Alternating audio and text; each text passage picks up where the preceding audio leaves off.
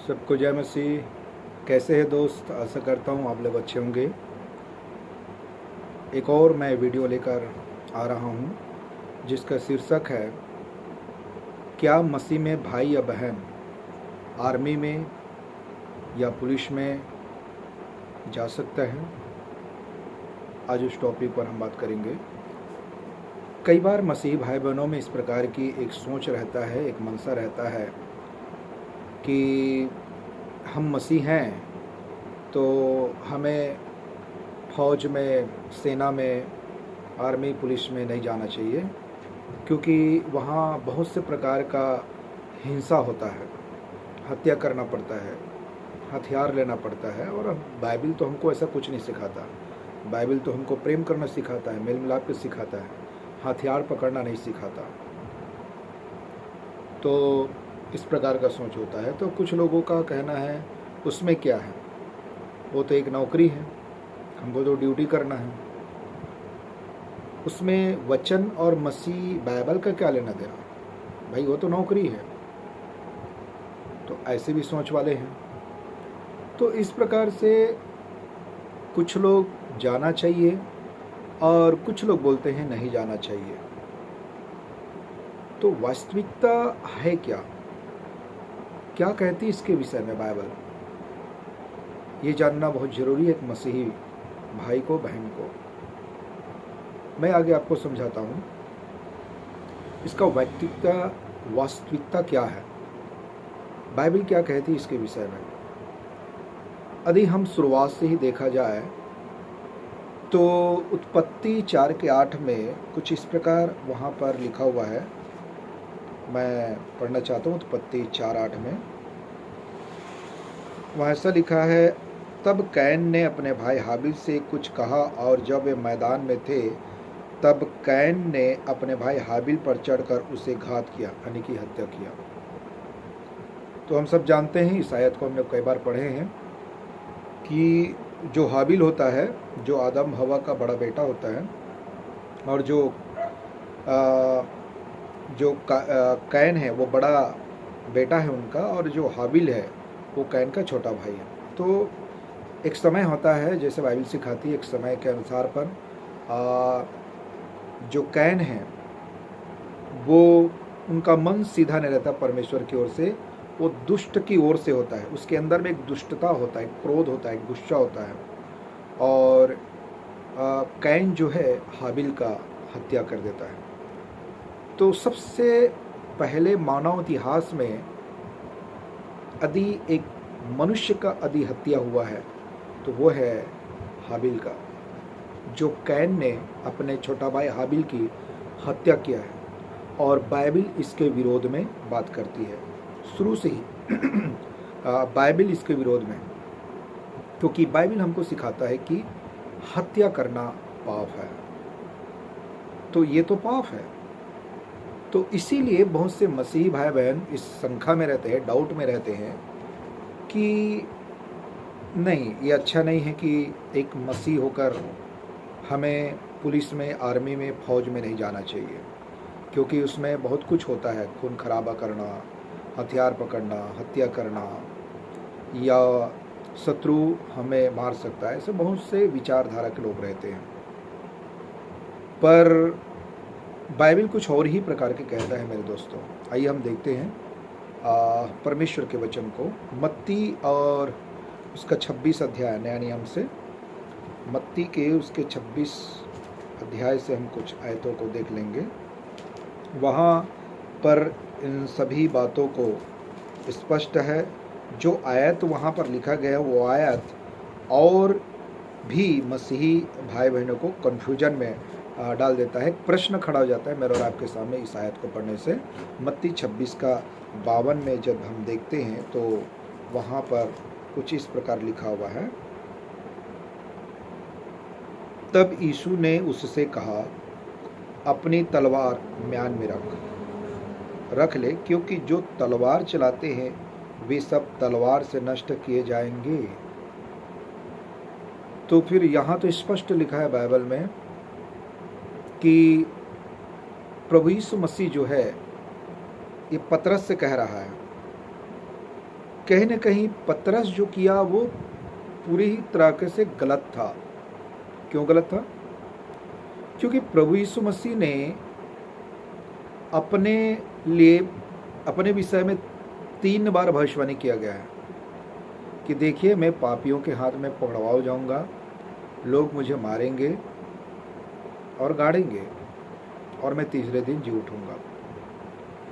तो यीशु मसीह तो शुरुआत से ही अपने शिष्यों को, चेलों को ये बात बताते आया है। लेकिन यहाँ पर जो पतरस जो है, आवेश में आकर, क्रोध में आकर पतरस जो है एक महायाजक दास के तलवार चलाकर उसके कान काट देता है, यानी कि उड़ा देता है, महायाजक के दास। तो यहाँ पर उन दिनों में जो एक महायाजक थे, एक बड़ा पदवी का था और उसके दास का कान उड़ा देना उन दिनों में एक बहुत बड़ी बात था, मतलब एक अन्याय था वो। और इसीलिए यीशु मसीह चुप रहा, बजाय पतरस की तरफ बोलने का चुप रहा। क्यों? क्योंकि यीशु मसीह उस बात को समर्थन नहीं दे रहा था, क्योंकि वो पूरा तरीका से गलत था जो पतरस ने किया। पतरस ने कहीं ना कहीं क्रोध में आकर, गुस्सा में आकर, आवेश में आकर तलवार निकाल के कान को काट दिया गया। तो यहाँ पर तो पतरस ने पूरा तरीके से गलत किया और इसीलिए यीशु मसीह ने ये बात कहा था कि जो तलवार चलाते हैं वे सब तलवार से नष्ट किए जाएंगे। तो यहाँ पर जो यीशु मसीह ने जो इस शब्द को जो बोला, उसका मतलब हमको समझना चाहिए।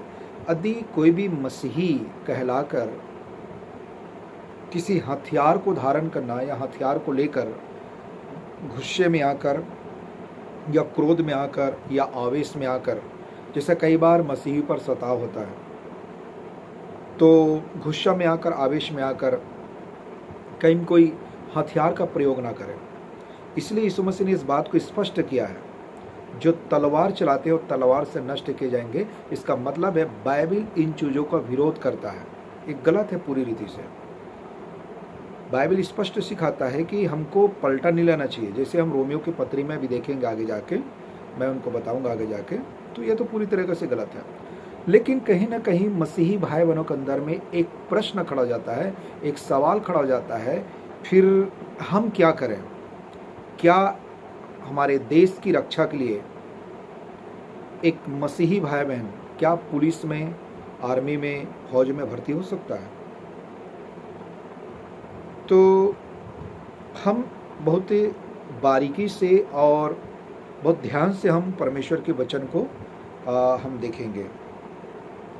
तो हम एक और आयत पढ़ेंगे जल्दी से, निर्गमन की किताब, पुराना नियम से है, निर्गमन की किताब से, और उसका निर्गमन की किताब के 22 अध्याय कलम को देखेंगे हम। निर्गमन 22 का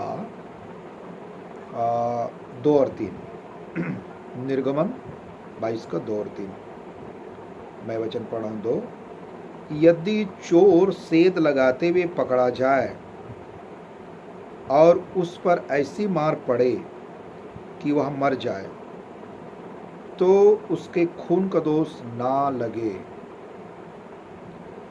ठीक है? तो यदि सूर्य निकल चुके तो उसके खून का दोष लगे। अवश्य है कि वह हानि को भर दे, और यदि उसके पास कुछ ना हो तो वह चोरी के कारण बेच दिया जाए। तो ये व्यवस्था है पुराने नियम में, परमेश्वर ने इजरायली प्रजा को ये व्यवस्था दिया है। तो इसका क्या मतलब? तो यहाँ स्पष्ट लिखा है कि यदि चोर सेध लगाते हुए पकड़ा जाए, तो जाहिर सी बात है हम जिस देश में रहते हैं तो वो तो हमारा एक घर हुआ ना,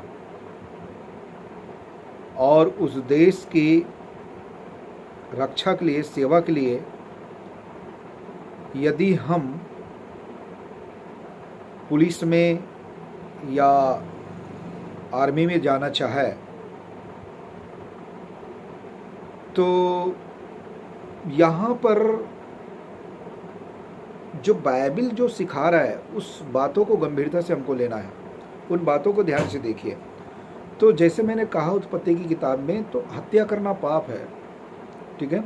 अब इसी बात को और हम थोड़ा से आगे देख लेंगे तो वहाँ पर भी कुछ बातें हमको देखने के लिए मिलेगा। थोड़ा आगे एक वचन और देख लेंगे हम, निर्गमन उसका 20:13, निर्गमन 20:13 में हम देख लेंगे। तो वहाँ स्पष्ट लिखा हुआ है निर्गमन 20:13 में,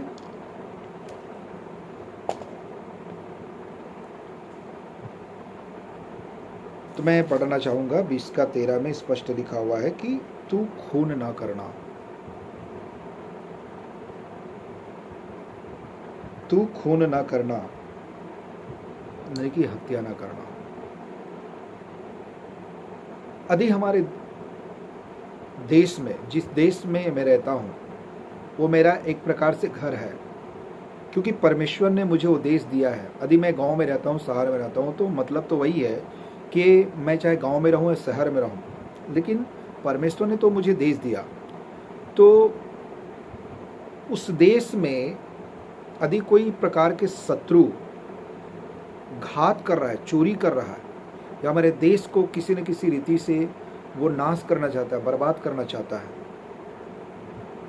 तो क्या एक आर्मी या पुलिस जो मसीह में है, क्या वो चुपचाप देखता रहेगा? नहीं, वो अपने ड्यूटी को ईमानदारी से और मेहनत से पूरा करेगा। अपने देश को बचाने के लिए, शत्रु के हाथ से अपने देश को बचाने के लिए वो हिंसा कर सकता है। बाइबिल इसको पाप नहीं कहती है। क्यों? क्योंकि वचन में लिखा है, यदि चोर यदि सेध लगाते हुए यदि पकड़ा जाए तो उस पर दोष नहीं लगाया जाएगा। मतलब बाइबिल इसको पाप नहीं कहता, क्योंकि वो देश का चोरी कर रहा है। लेकिन सवाल ये खड़ा होता है कि हमें कुछ उसकी भूमिका को देखना पड़ेगा। आखिर में एक देश दूसरे देश से लड़ाई क्यों कर रहा है, चढ़ाई क्यों कर रहा है, हत्या खून खराबा क्यों रहा है? उसका कारण है पाप। पाप की वजह से आपस में मनुष्य लड़ा, देश विभाजन हो गया, अलग अलग देश में बढ़ गया, अलग अलग कार्य हुआ, अलग अलग सोच विचार हुआ, और इस प्रकार से समाज बढ़ गया, देश बढ़ गया, विचारधारा बढ़ गया पाप की वजह से। और पाप की वजह से जल का और थल का कहीं ना कहीं अपने अपने प्रकार का एक सीमा, एक बाउंड्री मनुष्य जो है अपने अपने तरीके से अपने अपने देश के लिए बना के रखा। और एक देश दूसरे देश के लिए यदि कुछ इस प्रकार से गड़बड़ी या इस प्रकार से नुकसान यदि देखा, तो कहीं ना कहीं एक देश दूसरे देश से युद्ध करता है, दूसरा देश तीसरा देश से युद्ध करता है। तो ये पाप के कारण हुआ है। तो परमेश्वर ने एक व्यवस्था दिया है कि जिस देश में यदि मैं रहता हूँ और एक मैं मसीही हूँ और देश मुझे प्रभु ने दिया है, और यदि हम पुलिस में, आर्मी में गए हैं, तो वहाँ पर बाइबिल शत्रु को अपने देश से हटाने के लिए, शत्रु यदि कोई इस प्रकार के हमारे देश को नुकसान करना चाह रहा है या मनुष्यों को नुकसान करना चाह रहा है या देश की व्यवस्था और कानून के ऊपर हमला कर रहा है, घात लगा रहा है, तो वहाँ पर हमें खड़ा होना चाहिए और एक मसीही को ईमानदारी से, क्योंकि बाइबिल सिखाती है, रोमियो के पत्र 13 अध्याय में लिखा है, जितने भी अधिकारी कर्मचारी है, जितने भी हाकिम हैं, ये सब परमेश्वर के ठहराए हुए और सेवक हैं। तो ईमानदारी से उस परिस्थिति में वो देश की रक्षा करेंगे, सेवा करेंगे, ईमानदारी से अपने ड्यूटी को निभाएंगे। तो शत्रु हमारे देश को नाश कर रहा है, और उसको यदि ज़रूरत पड़े तो यदि हथियार चलाना पड़े या गोली से मारना पड़े, यदि उनको हटाना पड़े, तो बाइबिल इसको पाप नहीं कहती। इस बात को हमें ध्यान से समझना है, वचन को ठीक से पढ़ना है और उस आयत को समझना है, ठीक है। तो इस प्रकार होता है। और भी हम एक आयत को और भी पढ़ लेंगे, वहाँ पर और कुछ बातें लिखा हुआ है। जैसे मैं कुछ उदाहरण बताना चाहूँगा। यहोशू की पत्री में उसके 4:13 में कुछ यूं ही लिखा है मैं उनको पढ़ के सुनाना चाहता हूँ। यहोशू के पत्री और उसका 4 अध्याय का 13 पद में यहाँ ऐसा लिखा है 4 के 13 में, अर्थात कोई 40,000 पुरुष युद्ध के हथियार बांधे हुए संग्राम करने के लिए यहोवा के सामने पार उतरकर यरो के पास के अराबा में पहुंचे। तो यहाँ तो स्वयं परमेश्वर यहोवा परमेश्वर यहोशू को अनुमति देता है युद्ध करने के लिए या युद्ध में जाने के लिए।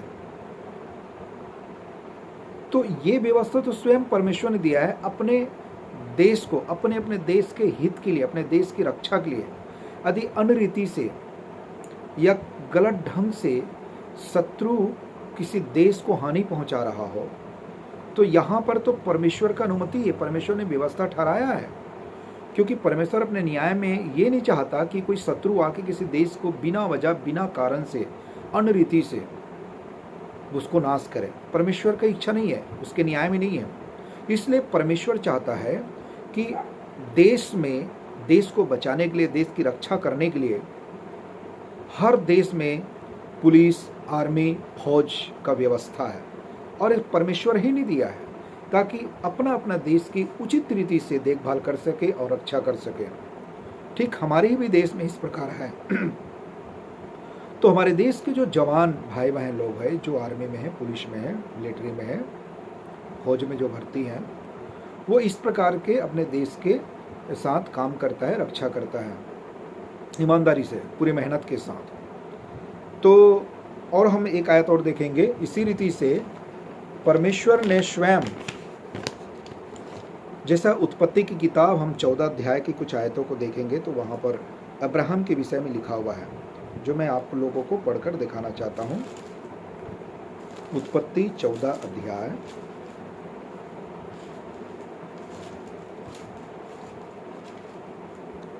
14 का 14 से मैं पढ़ रहा हूँ। 14 के 14 से, तो यहाँ पर यह सुनकर कि उसका भतीजा बंदी बना लिया गया है, मतलब अब्राहम का भतीजा कौन है? लूत। अब्राहम ने अपने 318 शिक्षित युद्ध कौशल में निपुण दासों को लेकर जो उसके कुटुंब में उत्पन्न हुए थे, अस्त्र शस्त्र धारण करके दान तक उनका पीछा किया। कौन? स्वयं अब्राहम। जो उनका भतीजा था लूत, उनको अनरीति से, गैर कानूनी से, गैर रीति से बंदी बना के ले गया था लूत को। तो यहाँ तो अब्राहम अस्त्र शस्त्र धारण करके युद्ध के लिए निकल पड़ा, उनके पीछे गया, उनका पीछा किया। बाइबल जैसे स्पष्ट सिखा रहा है। तो यहाँ पर तो स्वयं परमेश्वर की इच्छा है, परमेश्वर अगुवाई कर रहा है। तीसरा उदाहरण है हम दाऊद के विषय में देखते हैं। दाऊद एक योद्धा व्यक्ति था और जब इजरायली प्रजा को ललकार रहा था, नाश कर रहा था, हम जानते हैं गोलियाद नाम का एक सुरवीर जो बिना वजह से, बिना कारण से, अनरीति से, गलत ढंग से गोलियाद जो है परमेश्वर के लोगों को ललकारा और चुनौती दिया और इस प्रकार उसने अपने साहस का परिचय दिया। तब वहाँ पर स्वयं परमेश्वर के अनुग्रह से और परमेश्वर के अगुवाई में दाऊद खड़ा होता है और दाऊद ने उनके साथ युद्ध किया और युद्ध करके गोलियात को मार गिराया। तो ये जो देखा जाए तो ये परमेश्वर की इच्छा में हो रहा है, क्योंकि परमेश्वर नहीं चाहता बिना वजह से किसी भी देश को शत्रु नुकसान पहुंचाए। इसीलिए पाप की वजह से मनुष्यों में आपस में लड़ाई झगड़ा हुआ, जिसकी वजह से जल और थल का एक सीमा ठहराया और अपने अपने जगह को, अपने अपने देश को, अपने अपने एरिया को सुरक्षा के लिए, रक्षा के लिए परमेश्वर का इस प्रकार का प्रबंध है। शुरू से आदम हवा के पाप के बाद से प्रबंध है। इसीलिए कहीं ना कहीं बाइबल स्पष्ट है इनके विषय में।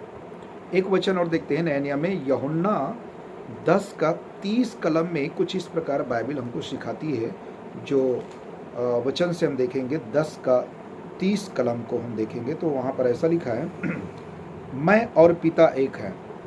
तो यहाँ पर जो बाइबल में नया नियम में यीशु मसीह जो बातें सिखा रहा है, कुछ लोग इस प्रकार कहते हैं नहीं वो तो पुराना नियम का था वो तो पुराना नियम का है, उन दिनों में व्यवस्था था इसलिए युद्ध और लड़ाई का उस समय इस प्रकार का कार्य होता था, मतलब पुराने समय में होता था क्योंकि व्यवस्था था। लेकिन भाई नया नियम तो अनुग्रह का समय है, यीशु मसीह का समय है। यीशु मसीह इस प्रकार तो शिक्षा नहीं देता या यीशु मसीह इस प्रकार के विचार नहीं रखता नया नियम में। आप देख सकते हैं बाइबल में ऐसा कुछ लोग बोलते हैं। तो मेरा कहना यह है कि आप पुराना नियम और नया नियम का वचन अलग अलग है या परमेश्वर अलग अलग है? नहीं, वचन तो वही है, परमेश्वर तो वही है। इसीलिए यहाँ पर यीशु मसीह प्रूफ के साथ, सबूत के साथ ये कहता है यूहन्ना 10:30 में क्या कहता है? मैं और पिता एक हैं। फिर वचन कैसे अलग हुआ? परमेश्वर कैसे अलग हुआ? जी भाई, जो पुराना नियम में बातें कर रहा है वही नया नियम में बात कर रहा है, वही परमेश्वर, अलग हो ही नहीं सकता। इसीलिए इफिसियों की पत्री उसका 6वां अध्याय में यही बात लिखा हुआ है। इसलिए वहां पर हथियार का एक उदाहरण के रूप में वहां पे प्रस्तुत करता है कि अपने आत्मिक जीवन को संयम, संकोच और सुरक्षा और सामर्थ्य बनाने के लिए, शत्रु यानी कि शैतान से लड़ाई करने के लिए कैसे हथियार का धारण करना है। तो हथियार को जो धारण करने के लिए जो उदाहरण पेश किया है, उद्धार का टोप, सुसमाचार की तैयारी के जूते, है ना, सत्य से कमर कसकर इत्यादि, तो एक उदाहरण के रूप में पेश किया है। कहीं ना कहीं प्रभु यीशु मसीह जो है इन बात को सिखा रहा है क्योंकि वो बातें पुराने नियम में भी है। तो शत्रु से निपटने के लिए हमको एक हथियार की जरूरत होता है, अपने देश को बचाने के लिए। तो वैसा ही एक आत्मिक जीवन की रक्षा के लिए जरूरी होता है हम शत्रु अर्थात शैतान से निपटने के लिए परमेश्वर के वचन और आत्मिक एक हथियार को धारण करें। तो यहाँ पर उदाहरण के रूप में समझा रहा है स्वयं प्रभु यीशु मसीह, फिर अलग कैसे हुआ? नहीं हो सकता ना।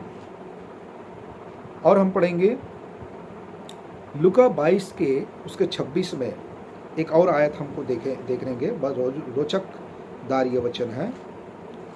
लूका 22 के 36 पद में कुछ यूं ही लिखा है, मैं पढ़ना चाहूँगा।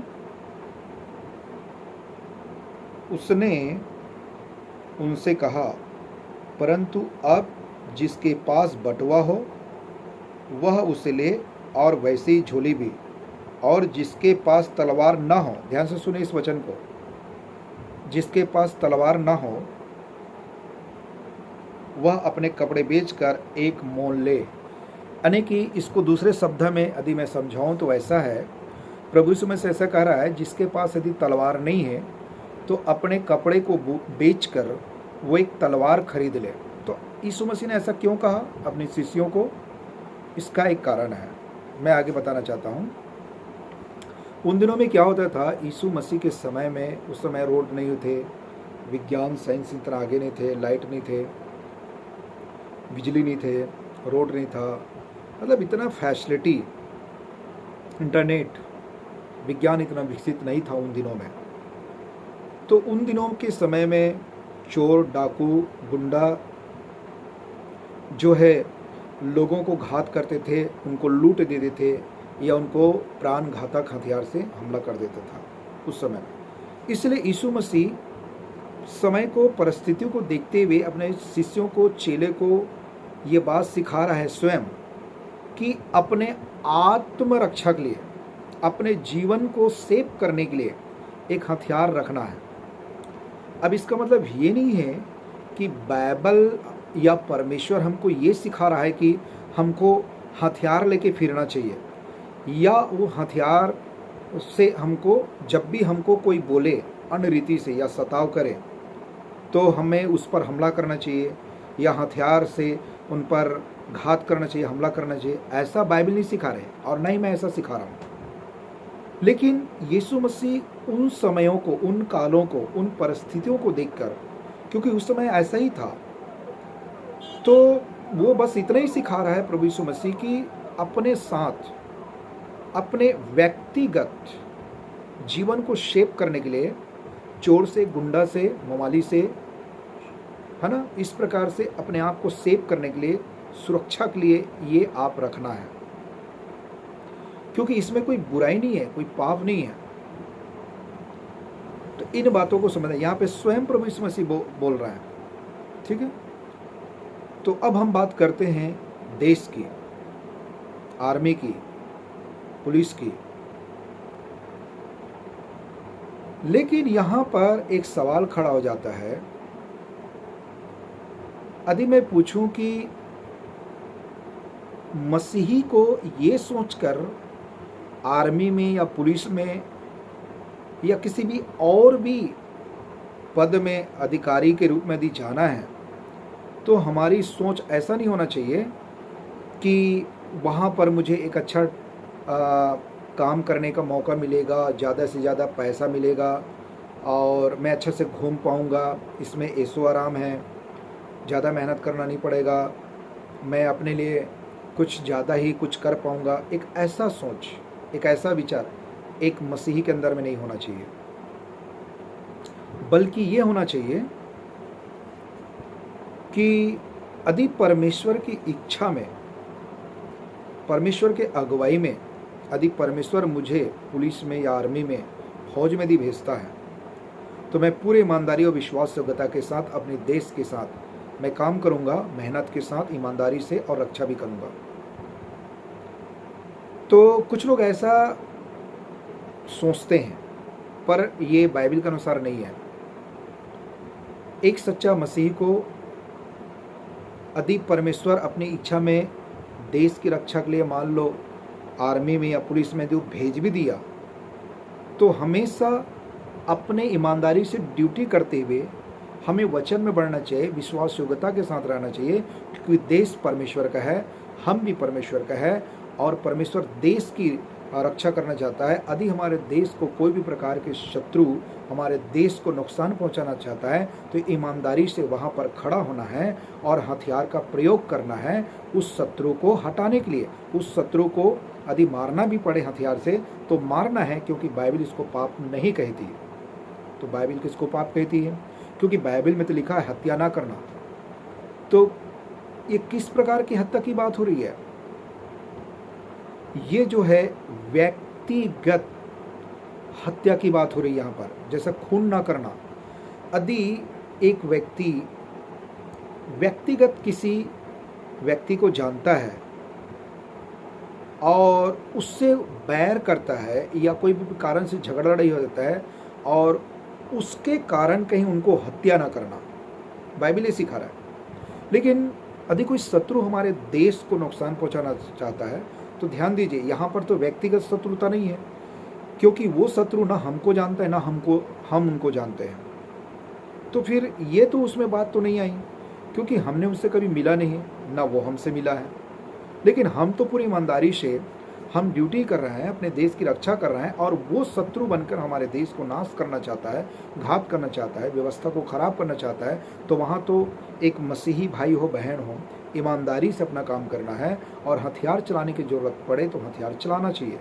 लेकिन हथियार चलाना है तो वहाँ पर ऐसा नहीं कि मुझे हथियार दे दिया है, मुझे परमिशन मिल गया है, तो बिना देखे सुने जांचे या अपने मर्जी से या आवेश में आकर, पतरस के जैसा या जोश में आके कभी कोई काम नहीं करना चाहिए मसीह को, परंतु हर एक काम परमेश्वर की इच्छा से और परमेश्वर से प्रार्थना करके हमें प्रभु के अगुवाई में करना चाहिए। यही बाइबल सिखाती है। तो मैं फिर से एक बार कहना चाहता हूँ, यदि परमेश्वर की इच्छा में यदि एक मसीही भाई बहन पुलिस में, आर्मी में, मिलिट्री में, फौज में दी जाना चाहे तो बिल्कुल जा सकते हैं, इसमें कोई शक नहीं है या कोई डर की बात नहीं है या कोई पाप नहीं है। ये तो और भी शान की बात है, पर परमेश्वर की इच्छा में और परमेश्वर के वचन के आधार पर होना चाहिए, बिल्कुल जा सकते हैं। सो मेरे प्रियो, बहुत एक अच्छा बात को हमने सीखा है यहाँ पर। परमेश्वर के वचन में लिखा है, एक वचन और देख लेंगे, आखिरी और अंतिम वचन है ये, रोमियो की पत्री और उसका 12 अध्याय और लिखा है उसमें 19 पद से, रोमी की पत्री 12 का 19 से, हे प्रियो बदला ना लेना, स्पष्ट बाइबल में लिखा है, बदला हमें कभी नहीं लेना चाहिए, परंतु परमेश्वर के क्रोध को अवसर दो, क्योंकि लिखा है बदला लेना मेरा काम है, प्रभु कहता है मैं ही बदला दूंगा। एक बात तो जरूर है कि बाइबल हमको स्पष्ट सिखाता है कि कभी भी कोई मसीह होने के कारण यदि हम पर कोई सताव करे या मारपीट करे तो हमारी मनसा या भावना ये नहीं होना चाहिए कि हम उससे पलटा लेना है। ये भाव से, ये सोच के साथ मसीही कभी नहीं करना चाहिए, क्योंकि बाइबल इसके बारे में अनुमति नहीं देता है। ये पाप है, गलत है। पलटा लेना हमारा काम नहीं है, पलटा तो परमेश्वर लेता है, इसलिए बाइबल हमको सिखाती है। आगे कहता है वचन में 20, परंतु यदि तेरा बैरी भूखा हो तो उसे खाना खिला, यदि प्यासा हो तो उसे पानी पिला, क्योंकि ऐसा करने से तू उसके सिर पर आग के अंगारों का ढेर लगाएगा। बुराई से न हारो, परंतु भलाई से बुराई को जीत लो। यह स्पष्ट है बाइबल। एक सच्चा मसीही मेल मिलाप, प्रेम और परमेश्वर की इच्छा और वचन के अनुसार ही जीवन बिताना चाहिए, चाहे वो पुलिस हो, चाहे वो आर्मी हो, चाहे कोई अन्य प्रकार का अधिकारी या सर्विस जॉब क्यों ना हो, पूरी ईमानदारी के साथ परमेश्वर के वचन और इच्छा में होना चाहिए। तो आखिरी और अंतिम बात यही मेरे प्रियो, यीशु ने कहा सत्य को जानोगे और सत्य तुम्हें सभी बातों से आजाद करेगा, स्वतंत्र करेगा। आमीन। सो मेरे प्रियो, सबको जय मसीह, गॉड ब्लेस यू। आप अपना ख्याल रखें, स्वस्थ रहिए, अच्छा रहिए, प्रभु के काम में सर्वदा बढ़ते जाएं। आमीन।